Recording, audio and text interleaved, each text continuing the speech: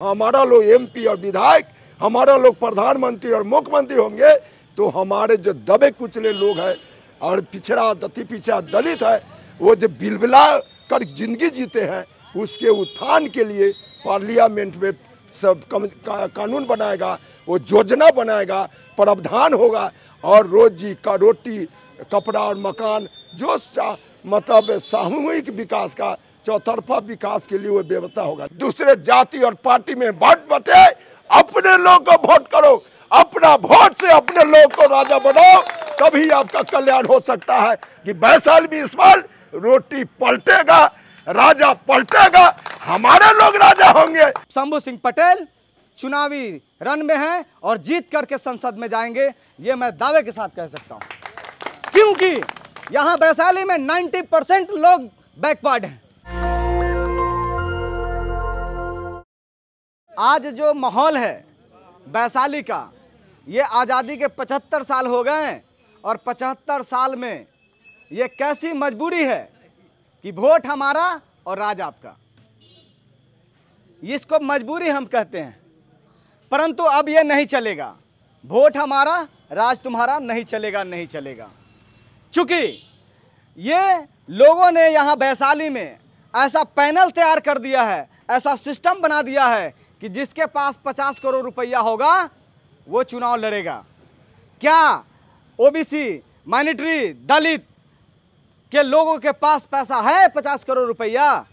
किसी के पास पैसा नहीं है जो चुनाव लड़ सकता है। इसलिए इस प्रत्याशी जो भाई शंभू कुमार पटेल हैं, शंभू सिंह पटेल हैं, इनको बहन जी ने टिकट दिया और वैशाली में भेजा कि जाओ। वैशाली आज़ादी मांगता है 75 सालों से, क्योंकि वैशाली देश तो आज़ाद हो गई, लेकिन वैशाली आज तक गुलाम है। ये मैं नहीं बोलता हूं, हमारे समाज के प्रत्येक प्रतिबुद्ध और बुद्धिजीवी लोग जानते हैं कि वैशाली आज तक आज़ाद नहीं हुआ, आज भी हमारी वैशाली गुलाम है। इसलिए इस वैशाली को गुलामी की जंजीर से को तोड़ने के लिए इस बार जो है कि भाई शंभू सिंह पटेल जी हम लोगों के बीच बहन जी के आशीर्वाद से बहुजन समाज पार्टी के बैनर तले आज हम लोगों के चुनावी रण में लगे हुए हैं। और मैं आज इस परिस्थिति में हूं कि आज इस वैशाली में लोग आते हैं, कहते हैं कि ये धनबल है, ये बाहुबल है। ये पैसा किसका है? ये पैसा हम गरीबों का है। अरे भाई, चुनावी में उनका फंडा है कि 500 करोड़ रुपया कमाना है और आप 50 करोड़ खर्चा कर देना है। 30 दिन हम लोगों को मीट चावल खिलाएंगे, दारू पिलाएंगे और 5 साल वो खुद मीट चावल दारू पिएंगे और हम लोग नमक चाट करके जिएंगे। इसलिए मैं चाहता हूं कि इस बार वैशाली में बैकवर्ड का नारा है और ये इस बार जो है कि शंभू सिंह पटेल चुनावी रण में हैं और जीत करके संसद में जाएंगे, ये मैं दावे के साथ कह सकता हूं, क्योंकि यहां वैशाली में 90% लोग बैकवर्ड हैं। अरे भाई, बैकवर्ड है तो फिर बैकवर्ड जा क्यों नहीं रहा है? ये हम लोगों की गलतियां हैं, इस गलतियों को सुधारना है और इस गलतियों को सुधार करके एक बार ऐसा माहौल बनाइए कि आगे आने वाले जो लोग हैं, जो 20 करोड़, 30 करोड़, 50 करोड़ में टिकट खरीद करके आते हैं, उनको भी समझ में आएगा कि नहीं, झंडा बिछाए यादव जी, झंडा लेके दौड़े तेली जी, और दरी बिछाए कुर्मी जी, और टिकट लेकर के आ जाए भूमियार जी।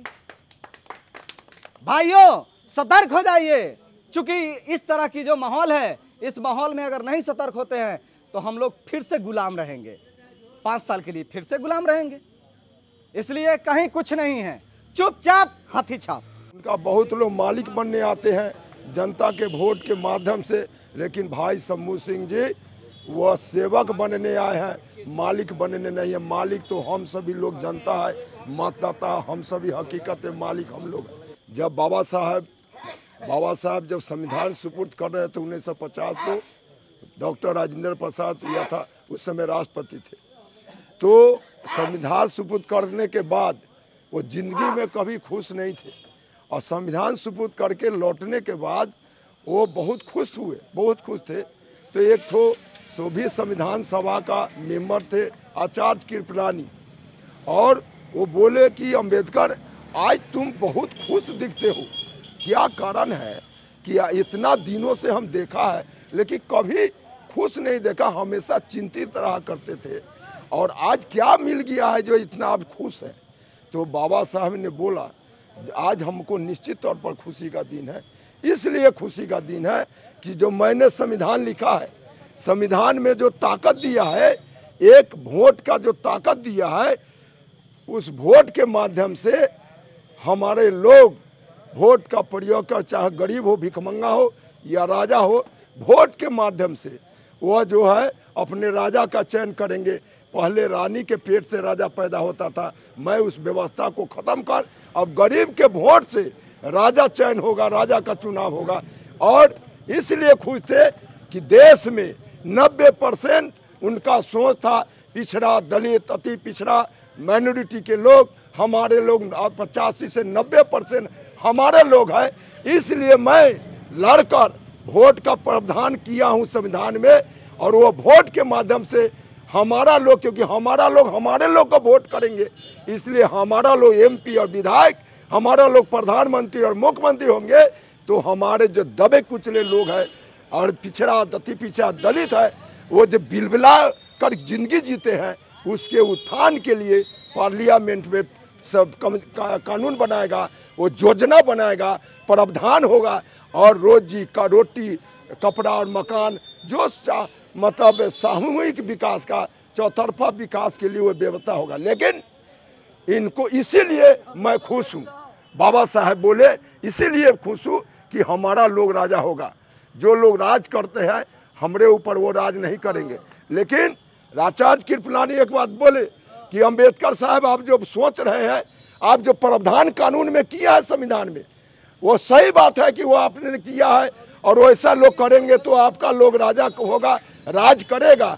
लेकिन ऐसा हम लोग नहीं होने देंगे, क्योंकि हमारे लोग शिक्षित है, हमारे लोग राजनीतिक चेतना से लैस है, हमारे लोगों के पास दौलत है, हम लोग राज करने का शौकीन है। और आपका लोग बुर्बक है, अनपढ़ है, राजनीतिक चेतना से परे है, गद्दी क्या चीज होता है राजा का, उसका महत्व नहीं जानता है। इसलिए हमको पास पैसा, हम आपको लड़ा पैसा से खरीद लेंगे, आपको पहले बूथ पर नहीं टपनेंगे, लाठी से पीट के भगा देंगे, और जब कॉन्शियस हो जाइएगा तो आपको विभेद करा देंगे। साम दाम दंड विभेद 4 गो मंत्र हम लगाएंगे, जिसमें अंतिम विभेद है। विभेद मतलब हमको चमड़ी को कहेगा दुसाध से बड़ा हम है, दुसाध कहेगा कि हम चार से बड़ा है, कोयरी कहेगा कि हम कुर्मी से बड़ा है, कुर्मी कहेगा कि हम कोयरी से बड़ा है, यादव कहेगा हम मलाह से बड़ा है, मलाह कहेगा हम बड़ा। मतलब इस तरह से आपको जैसे 6700 जाति में हमको लोगों ने बांटा है। किसने बांटा है आप आपको भी जानते हैं। तो हमको वो जो उसका मनसा सोच है वो बीज बो दिया, और बीज का शिकार हम लोग आज तक है, शिकारी बने हुए हैं। इसलिए हम लोग अब हम सभी 85% 90% लोग हम सभी बाबा साहब भीमराव अम्बेडकर का वंशज है। हम सभी एक जात है, हम सभी भाई है, लेकिन हम अपने भाई को भाई नहीं समझते हैं। इसका परिणाम है एक अपने लोगों को वोट नहीं देते हैं, जाति और पार्टी में बटे हुए हैं, और राज वोटर बहुसंख्यक हम है, राजा हमारे लोग के बीच के लोग को होना चाहिए, दिल्ली के गद्दी पर हमारा लोग को होना चाहिए, हर तरह हमारा लोग को होना चाहिए, और पूरा हमारे लोग को खुशहाल होना चाहिए। उल्टा हम लोग दुखी है, हम लोग कंगाल है, हमारा लोग गुलाम है, राज हमको करना चाहिए, दूसरा लोग हम पर राज कर रहा है। इसीलिए कोई किसी ने कहा था 100 में 70 नसाद है। कौन कहता है भारत का गरीब आजाद है? हम कहते हैं आज भी हमारा देश आजाद है, लेकिन हमारा पिछड़ा, दलित, अति पिछड़ा, पिछड़ा की नाम क्यों पड़ा, दलित नाम क्यों पड़ा? दलित मतलब राजनीतिक, शैक्षणिक, आर्थिक हर दृष्टिकोण से दबा हुआ है वो दलित है। हर दृष्टिकोण से जो पिछड़ा हुआ पिछड़ा है। तो इसको पिछड़ा और दलित को खत्म, शब्द खत्म कौन कर सकता है? वो जो दिल्ली पर जो बैठेगा, संसद में बैठेगा, वही कानून बनाकर इसको चौमुखी विकास कराएगा। दलित खत्म हो जाएगा, न सब उसका उत्थान हो जाएगा, न दलित रहेगा न पिछड़ा रहेगा।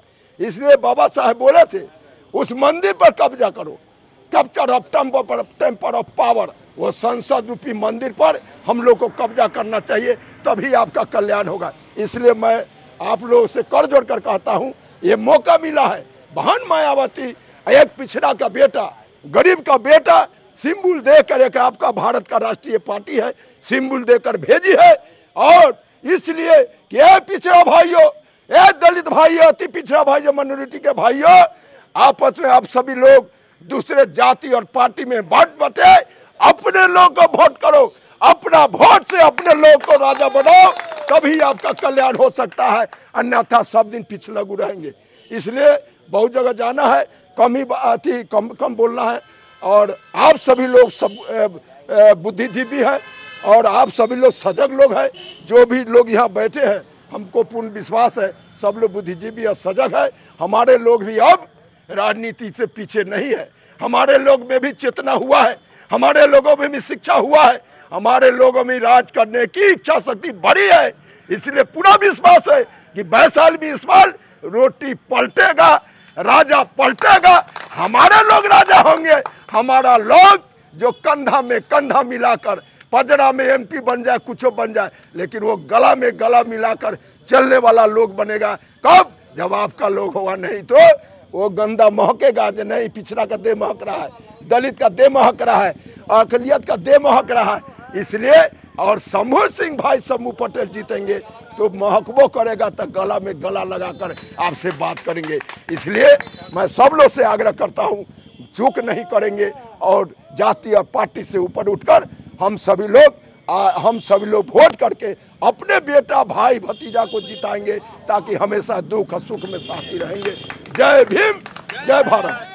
नेशनल दस्तक की आपसे गुजारिश है कि अगर इसको बचाना चाहते हैं तो नेशनल दस्तक को सब्सक्राइब करने के लिए रेड कलर के सब्सक्राइब बटन को दबाएं, फिर बेल आइकन की घंटी दबाएं।